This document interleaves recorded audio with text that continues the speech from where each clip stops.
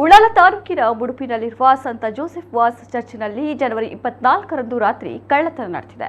ಚರ್ಚ್ನ ಬಾಗಿಲು ಮುರಿದು ಒಳನುಗ್ಗಿದ ಕಳ್ಳ ಪರಮಪ್ರಸಾದ ಇರಿಸುವ ಪೆಟ್ಟಿಗೆಯನ್ನು ಒಡೆದು ಪರಮಪ್ರಸಾದ ಹಂಚುವ ವಸ್ತುಗಳನ್ನು ಹಾಗೂ ಕಾಣಿಕೆಗೆ ಹಾಕಿರುವ ಹಣವನ್ನು ಕಳವುಗೈದು ಪರಾರಿಯಾಗಿದ್ದು, ಈ ಕಳ್ಳತನದ ದೃಶ್ಯ ಸಿಸಿಟಿವಿಯಲ್ಲಿ ಸೆರೆಯಾಗಿದೆ. ತಲೆಗೆ ಬಟ್ಟೆ ಕಟ್ಟಿರುವ ಆತ ಮುಖಕ್ಕೆ ಮಾಸ್ಕ್ ಕೂಡ ಧರಿಸಿದ್ದ.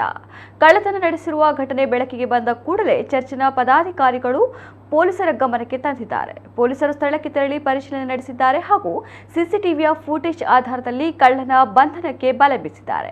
ಕೊಣಾಜೆ ಠಾಣೆಯಲ್ಲಿ ಈ ಬಗ್ಗೆ ಪ್ರಕರಣ ದಾಖಲಾಗಿದೆ.